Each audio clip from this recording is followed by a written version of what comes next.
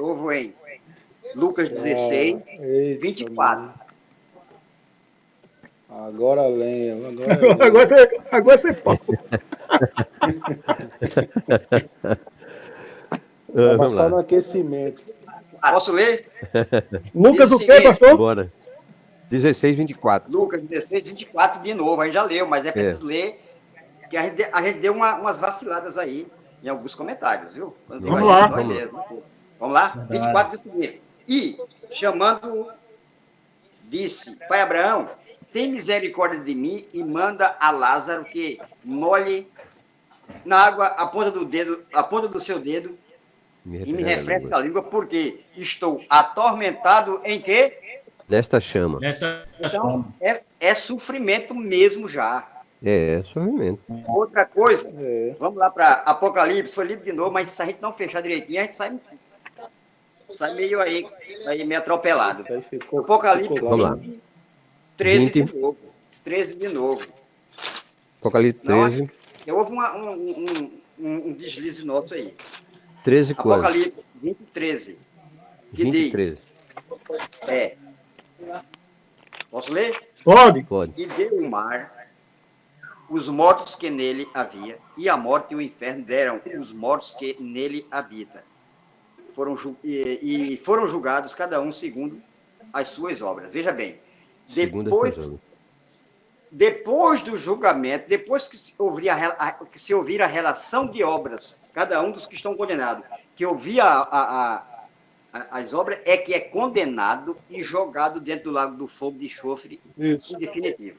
Tá? O pastor Castro perguntou à irmã Fátima o seguinte, se eles já estão no inferno, como é que eles voltam para ser julgados? Eles não voltam do lago de fogo e enxofre.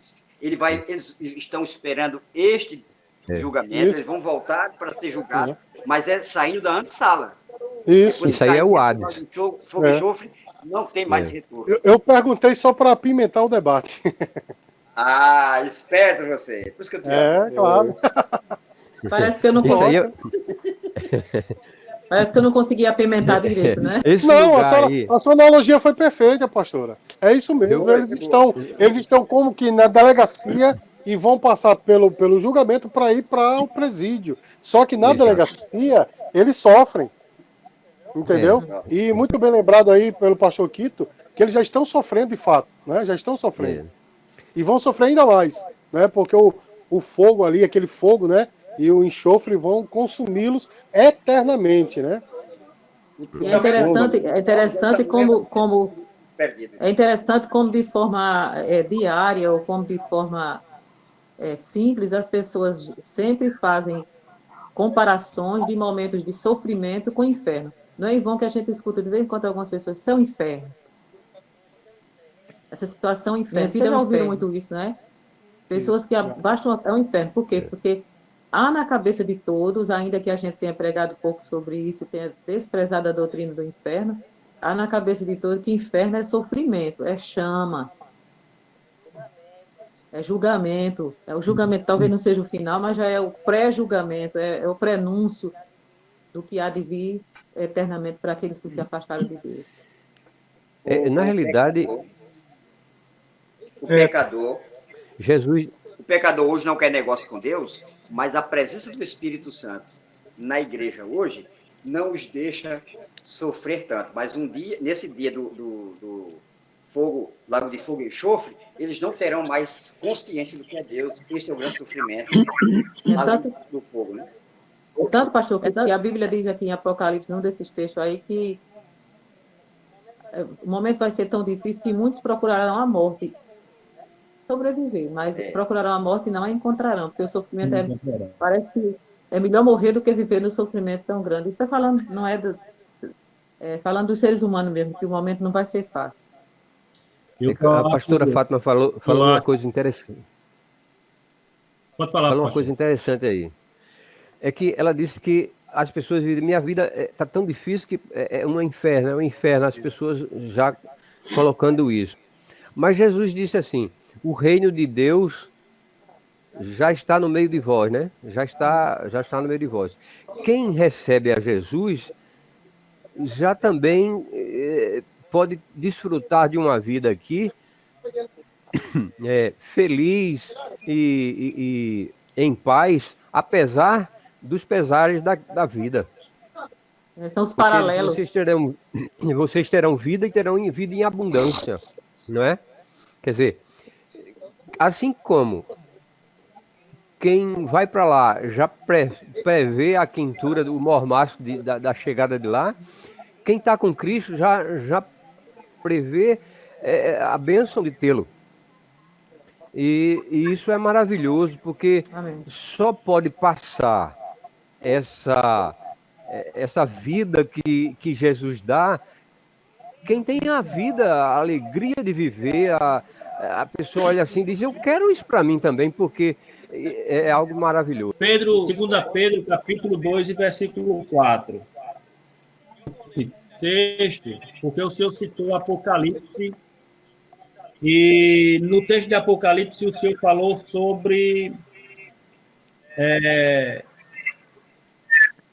ficar reservado. Porque se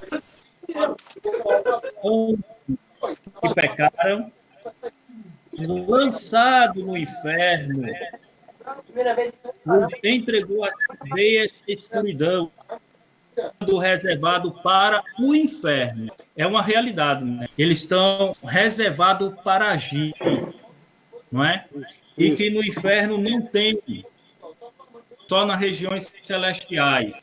E aqui diz que foi lançado no inferno. Lago de fogo, aqui é o que nós chamamos, no texto original, de Tártaro, né? O Tártaro é um local, certo, geográfico, como foi colocado, né, está explícito, fica ali mais ou menos na região do Rio Eufrates, está lá. Né, se fosse uma região, se fosse algo no Hades, não se citaria o Rio Eufrates, mas estão presos lá em cadeias eternas. Então, o Tártaro não é o inferno, é porque as nossas traduções, elas pegaram Seol, Guiena, enfim, Hades, e colocaram tudo como infernos no latim. Então, meio que houve uma certa confusão. Então, a gente isolar uma palavra, seja em qualquer língua hebraica, ou grego, ou aramaico, isolar uma palavra e dizer é isso aqui, isso é muito perigoso. Porque até no português, pastor Quito pode até me ajudar nisso, é interessante. Porque, por exemplo, gato é um animal, mas às vezes é um homem bonito. Às vezes é um negócio para roubar energia, e às vezes é um ladrão, que é chamado de gatuno. Então a gente vê que a palavra gato tem diversas aplicações. Do mesmo jeito, são algumas palavras da Bíblia. Então, algumas pessoas pegam o significado isolado de uma palavra, aí diz, não, isso aqui. Então, se ali está inferno, é porque é no reino espiritual. Não é bem assim. A Bíblia diz que esses anjos estão reservados num lugar específico e num lugar geográfico, é o que a Bíblia diz. E quando o demônio ele foi expulso do céu, ele veio para a terra. E a Bíblia diz que os demônios, né, vemos lá em Efésios capítulo 1, por exemplo, os demônios estão na potestade do ar. Né? E lá em Daniel, nós vemos também que os demônios eles fecharam o céu, porque essa é a região. Né? Eu estou falando aqui do céu, da nossa atmosfera. Essa é a região onde eles estão. Agora, ele pode agir onde a soberania de Deus... Vamos lá, deixa eu falar. Ele pode agir até onde a soberania de Deus lhe permite agir. Porque quer queira, quer não, é como Martinho Lutero disse, o diabo é o macaco de Deus, ele faz aquilo que Deus quer, que Deus permite, aliás, que Deus permite que ele faça. Então ele tem liberdade para agir, uma liberdade limitada, que até onde Deus quer, até onde a soberania de Deus... Isso corrobora com o texto com que a pastora Fátima falou, que na vida de Jó, Deus disse assim, olha, você vai tirar tudo que é dele, vai tocar no corpo dele, mas você não pode tirar a vida dele. Né? E corroborando com isso, nós vemos o seguinte, que quando Pedro disse assim, Senhor, pode todos te abandonarem, mas eu não te abandonarei. Aí Jesus chega para ele e diz, Pedro, fica na tua, porque o diabo pediu para se andar com vocês e eu não permiti. Porque Deus conhecia tanto a Jó, que tinha capacidade de passar por aquilo tudo, como conhecia também a Pedro, que naquele momento não poderia passar pela ciranda do diabo. Então a gente vê que o diabo ele está limitado pela soberania de Deus, isso é fato. Pastor Ricardo, isso acontece também, sabe por quê? No caso de Pedro, tem um microfone aí que Jesus permitiu Jesus permitiu que Pedro passasse por aquilo, porque depois que Pedro percebeu quem era ele de fato, ele não era o Pedro tão forte quanto pensava ser, é que Pedro foi a pessoa que encabeçou, por exemplo, o Pentecoste, levou aquela palavra que 3.000 pessoas se converteram de uma vez. Então, Deus permitiu que aquilo acontecesse para dizer, olha, tu vais passar por isso e essa tua experiência vai te tornar mais forte, porque tu vai ser resistente ao diabo, até que ele disse, eu não sou digno de ser crucificado como meu Senhor, me crucifique de cabeça para baixo, né? Quer dizer, Pedro passou por aquilo, mas saiu mais forte, porque Jesus disse, ele pediu para te cirandar, mas eu roguei ao Pai por ti, né? Amém. Quer dizer, então... Deixa eu acrescentar algo aí. Agora, quando Jesus... Só um minuto, irmão Washington. Sobre essa questão aí, houve uma transformação profunda na vida de Pedro, né, depois do batismo no Espírito Santo, mas até o batismo no Espírito Santo, Pedro era um homem vacilante, e por isso que o Senhor ele impediu, ele limitou a ação do diabo na vida de Pedro, né? Apesar de que nós vemos que posteriormente ele morreu de uma forma, ele foi martirizado, ele morreu de uma forma terrível, posso até dizer que mais dolorido do que a morte do Senhor, porque ser crucificado de cabeça para baixo é mais dolorido. Então, nós vemos que até aquele momento ele não conseguiria passar pela ciranda do diabo.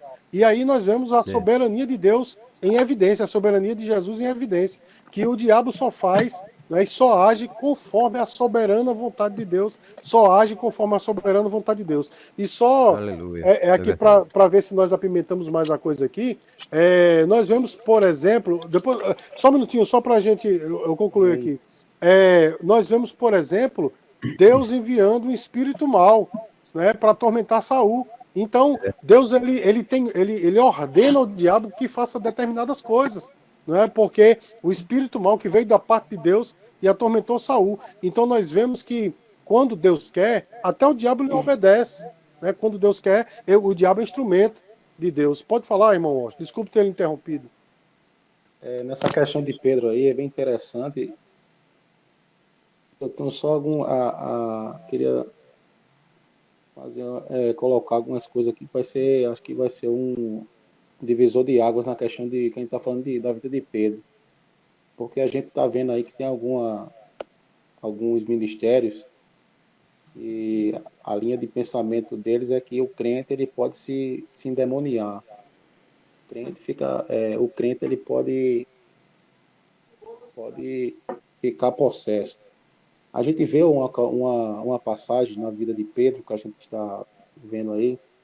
Pedro, de certa feita, disse, Senhor, de maneira nenhuma tu pode ir para a cruz, porque, estou parafraseando, não vá para a cruz não, porque você vai sofrer. E ali o Jesus disse, para trás de mim, Satanás.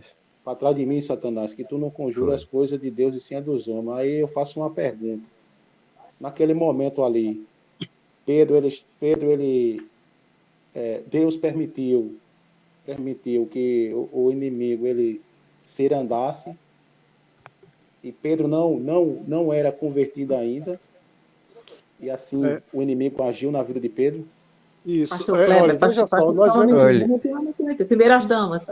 Deixa eu dizer uma coisa. Esse tema é muito complexo.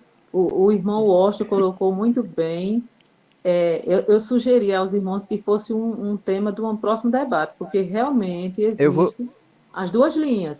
Pessoas que dizem, assim, categoricamente, que crente pode ficar possesso pelo diabo e tal, e outros que dizem que não, e a gente precisa fazer um estudo sobre isso. Mas, pastora, se eu sair de repente é porque o meu celular está descarregando. Mas eu respondo rapidinho. Veja só, só nós vemos quem era Pedro até então. Porque nós vemos que Pedro era um homem vacilante, negou o Senhor, ele era um camarada violento, ele andava armado, ele cortou a orelha de Malco. No final de tudo, depois que o Senhor olha para ele se arrepende, amargamente chora, mas ele voltou a ser pescador, quer dizer, ele tinha abandonado tudo. Então, até então, ele não era um cristão, ele era um escolhido de Deus, mas não era um cristão convertido. E o diabo usou a boca dele, isso é incontestável. Posteriormente, né, quando o Senhor lhe encontra na praia, né, e tem aquele fato maravilhoso, quando o Senhor disse: Pedro, apacenta as minhas ovelhas. Tu me amas, Pedro? Amo, Senhor, tal. Apacenta as minhas ovelhas. Aquilo foi um divisor de águas, como disse o varão aí. E a descida do Espírito Santo sobre ele foi uma ação transformadora, porque um homem que era vacilante, que era tudo isso que eu falei, na primeira pregação dele, converteu 3.000 almas. Então nós vemos que, a partir dali, ele passou a ser, de fato, um cristão autêntico. E só um texto na Bíblia, né, já mostra que um cristão verdadeiro, autêntico, ele não pode ficar endemoniado. 1 João 5,18. Aquele que nasceu de Deus não vive na prática do pecado e o maligno não lhe toca. Deus o guarda e o maligno não lhe toca. Não tem como um crente verdadeiro, um crente fiel, ficar endemoniado. Agora, só para apimentar para o próximo debate, existem alguns pastores que falam o seguinte. Existem alguns pastores que falam o seguinte: um crente verdadeiramente salvo não pode ficar endemoniado, mas ele pode ser opresso, porque para alguns pastores a possessão e a opressão são duas coisas diferentes. Aí eu jogo nas mãos do pastor Kleber, né, para o próximo debate. Viu, pastor Ricardo? Eu queria... Pastor Ricardo, veja bem, tem um texto que fala sobre o inferno também, a gente não tocou nele, mas é Tiago, capítulo 3, versículo 6, que diz assim: a língua também é um fogo, sim, a língua. Qual mundo de iniquidade, colocada entre os nossos membros, contamina todo o corpo, inflama o curso da natureza, sendo por sua vez inflamada pelo inferno. Ora, o que Pedro estava dizendo ali, Jesus não vai para a cruz, não. Em outras palavras, não executa a nossa salvação. Ele não estava sabendo que a salvação era pela morte do Cordeiro. Ele não tinha ainda essa consciência completa. Mas Jesus percebeu que aquilo que saiu da boca dele estava sendo inflamada pelo inferno. Por isso Jesus disse: para trás de mim, Satanás. Está entendendo? Então a língua é séria, é coisa séria. Eu queria...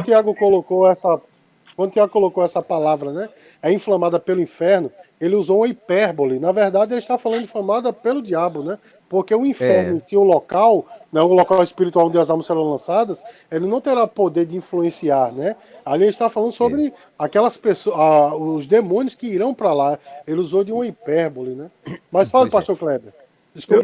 Eu queria fazer uma pergunta, não é meu objetivo fazer a pergunta, mas eu queria fazer uma pergunta dentro do assunto ainda. A minha pergunta é colaborando com uma das perguntas do pastor Andrés Márcio e direcionada ao pastor Quito. Ô pastor Quito, lá em Efésios capítulo 4, o versículo 7, ou melhor, 8 e 9. Agora vai pegar fogo. Efésios 4. Efésios...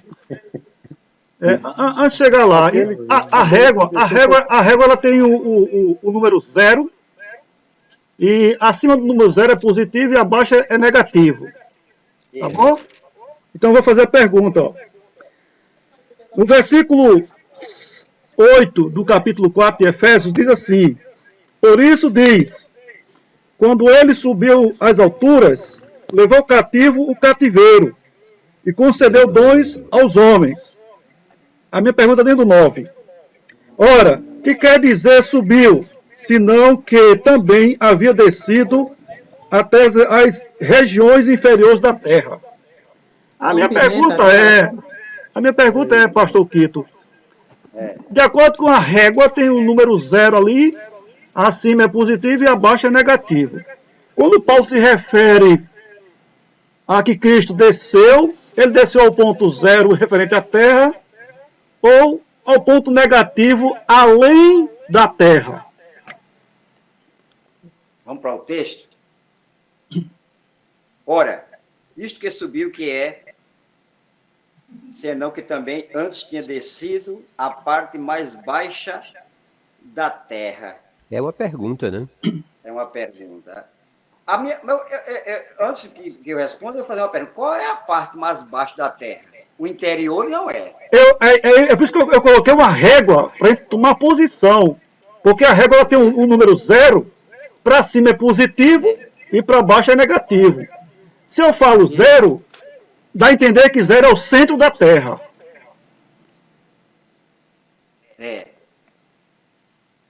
Dá a entender, mas não prova nada que se é. Está entendendo? Fica difícil de te responder por isso. Porque onde é que está esse ponto 0? É o ponto mais baixo da Terra. Qual o ponto mais baixo da Terra? É o interior? É o centro da Terra? Não é. Está entendendo? Agora, provavelmente não é na superfície, porque a ênfase é como se fosse uma superfície mais baixa. Está entendendo? Eita, pastor, isso aí é uma figura de linguagem que está no Salmo 68, versículo 18, que diz: subiste às alturas, levaste cativo o cativeiro, recebeste homens por dado, até os rebeldes, para que o Senhor Deus habite no meio deles. Ou seja, a morte de Jesus foi um resgate para todos, até para os rebeldes. Então, isso aí é a referência, é o texto que dá o contexto para Efésios, é Salmo 68, verso 18. Entendeu? Sim. Então, a morte de Jesus mostra que ele morreu para que todos vivessem, até aqueles rebeldes. Lá em Marcos diz que o médico vem não para os que estão bons, mas para os que estão doentes. Então, a morte de Jesus serviu até, resgatou, é um resgate, né? Levou cativo o cativeiro e recebeu homens por dádiva. Homens por dádiva. O que é que Jesus veio fazer? Veio aprumar, ou colocar uma ponte entre o homem e Deus, naquele homem que caiu lá no Gênesis, e que com ele levou toda a humanidade. Ele veio para aproximar. Então, essa descida é no sentido de pegar todos os que estão no ponto 0, no ponto 2, onde eles estiverem lá, Deus em Cristo os levantou e pode levantar. Então, é isso que eu quero dizer. Então, não é especificamente no interior da Terra. Não. Se há um lugar baixo para um Deus descer, é a Terra. Não importa se pisando apenas na superfície, que era o campo de ação do missionário da sua vida, né? O campo de pregação da palavra de Jesus. Não especificamente no interior, como alguém diz até que nas regiões mais baixas está o inferno, porque o inferno não está no interior da Terra. Então não se trata especificamente de uma região além da superfície, para além da superfície, mas na superfície. Imagine Deus, na glória, descer para esse mundo infestado de pecado, infestado de demônios. Esse é o lugar mais baixo que ele poderia descer, é a Terra. Não importa se é na superfície, como a Fátima disse aí, se no interior, ou se até ultrapassou, né? Chegou do outro lado do Japão. Não importa. Paulo falando aos Filipos, que por os anos, mas aniquilou-se, tomando forma de homem. Esse aniquilar é descer. É aquela velha parábola, aquela velha metáfora. Se você quer entender as formigas, seja formiga. Sim. Então, para que Jesus entendesse os homens, ele tornou-se homem, 100% homem, 100% Deus, que é um mistério muito grande, para que aniquilação. Ele não veio aqui 100% Deus, ele veio no sentido de... Deixa eu não me atrapalhar aqui, não. É 100% homem, 100% Deus. Como homem, ele não se contaminou com esse mundo. E como Deus, ele cumpriu toda a vontade do Pai. Mas Quer ver? Vamos ler o texto seguinte. O versículo seguinte, meu querido. Onde é a região mais baixa? Repara bem, o 10. Aquele que desceu também, o mesmo que subiu acima de todos os céus, para cumprir todas as coisas. Olha o campo de ação, olha aqui a região baixa. Ele mesmo deu uns para apóstolos, outros para profeta, outros para evangelistas e outros para pastores, doutores. Querendo o quê? Aperfeiçoamento dos santos para a obra do ministério, para a edificação do corpo de Cristo. Este era o lugar mais baixo, era aqui onde estavam os perdidos que ele veio para dar dons, para... até que todos cheguem à unidade da fé e o conhecimento do Filho de Deus, a varão perfeito, à medida da estatura completa de Cristo, para que não sejamos mais meninos inconstantes, levados em roda por todo o vento de doutrina, pelo engano dos homens que, com astúcia, enganam fraudulosamente. Antes, segundo a vontade, em caridade, quer que cresçamos em tudo naquele que é a cabeça de Cristo. Quer dizer, que é a cabeça de Cristo. Foi aqui. É o campo de ação dele, dessa descida dele é aqui. Não tem nada para baixo, não. Até porque o inferno é para baixo, como a gente sabe, conhece esse texto na Bíblia, parece que isso foi uma Fátima já citou já hoje. Mas é para baixo, dentro da terra, não. É para baixo, numa região celestial aí. Pachoquito, e assim como a professora Fátima falou, é o seguinte, o objetivo da obra de Cristo é alcançar os homens. Sim. Ele veio aqui à Terra, e lá como o texto de Hebreus diz que ele desceu às profundezas do abismo, né, para pregar as que estavam em cadeia. Isso! Ou seja, muito bem! Completo! Então isso pega desde os que criam ou que não creram, lá desde o Éden até o final de tudo. Passar o rodo. Aí não fica ninguém de fora, não. Mas aí eu volto à minha pergunta da régua. Porque quem morreu sem Jesus, nesse caso Jesus aí, chegar lá no inferno, batendo forte e dizendo: Satanás, me dá a chave aí que tu tinha sobre a morte e sobre a vida, né? E como o Hebreus diz lá. Pois é, que o pastor falou aí, né? No inferno, não é que no centro da terra. Não, pastor Kiko, não. Não pode ser no centro da terra de jeito nenhum, geograficamente falando, não. É lugares baixos no sentido de queda espiritual, de baixeza, de regiões espirituais, não é física. É espiritual.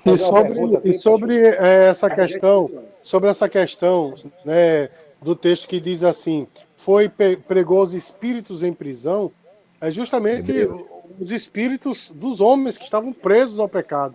E Jesus veio e pregou a todos, né? Pregou, e a sua palavra hoje continua libertando os presos, né?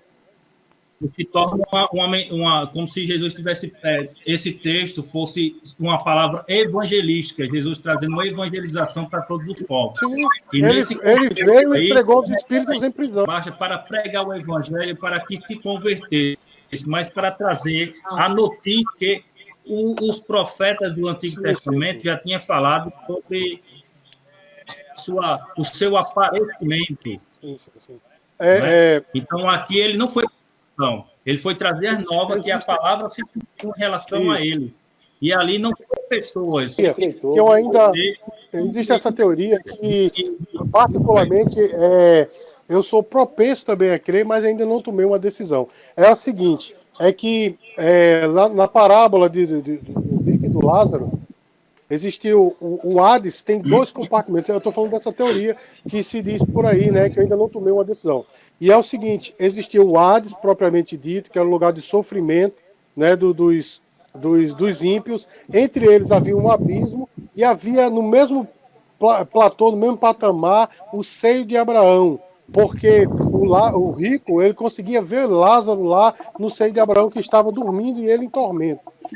Então, essa teoria diz que quando Jesus morreu, ele veio ao seio de Abraão e lá ele disse: olha, eu sou o Messias que vocês esperavam. Pegou essas pessoas, que é o texto justamente de Efésios, ele levou cativo o cativeiro, né, como disse Paulo em Coríntios também, e que diz que ele desceu às mais baixas regiões da terra, pegou essas pessoas que morreram e levou para o paraíso. E segundo essa teoria, agora todos que morrem vão direto ao paraíso.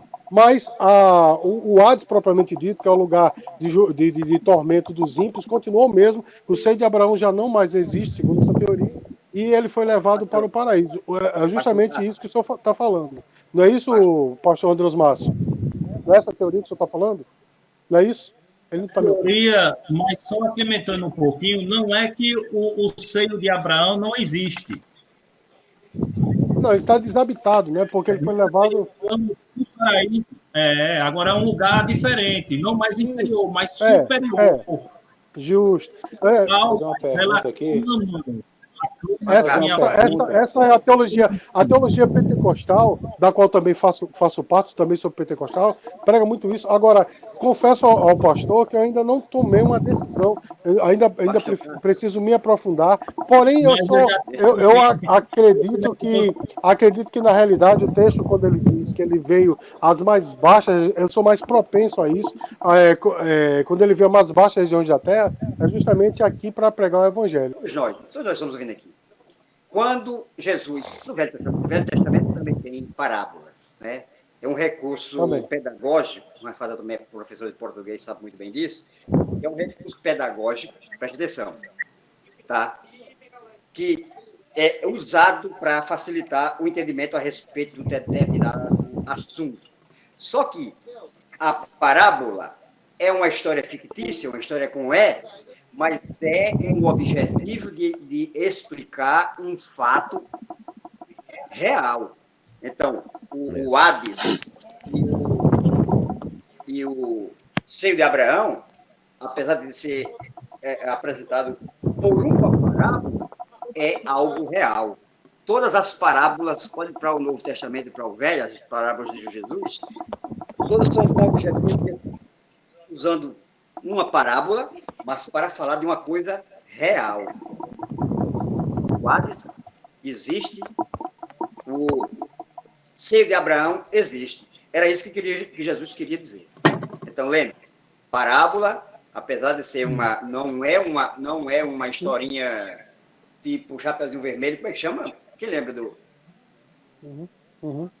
Mas pastor Quito, quando eu falei de teoria, é na questão de Jesus ter ido lá para pegar as almas dos santos que estavam lá e levá-los para o paraíso. Quando eu falei teoria, eu não falei do Hades em si. Mas provavelmente ele não pegou o povo. Ele pegou o seio de Abraão e tirou do mesmo nível. Desnivelou. Ele levou todo... Mas aí dá na mesma, dá na mesma. Não, o seio de Abraão já é o paraíso. Ele simplesmente mudou de região, de local. Sim, então, é disso que eu estou falando. Dá na mesma. Okay. Eu estou falando disso aí, que eu preciso me aprofundar mais sobre esse ponto, né? Mas acredito piamente que os espíritos em prisão ao qual foi pregado é justamente os espíritos dos homens que estavam presos, né? Mas quanto a essa questão de Jesus ter descido, inclusive tem um material que está até disponível na internet gratuitamente, chamado em latim Descendit ad Inferna, onde o pastor Heber Carlos Campos ele dá uma aula. Eu acho que essa dá até para imprimir, eu acho que deve ter no máximo 16 páginas, mas é tremendo. Ele fala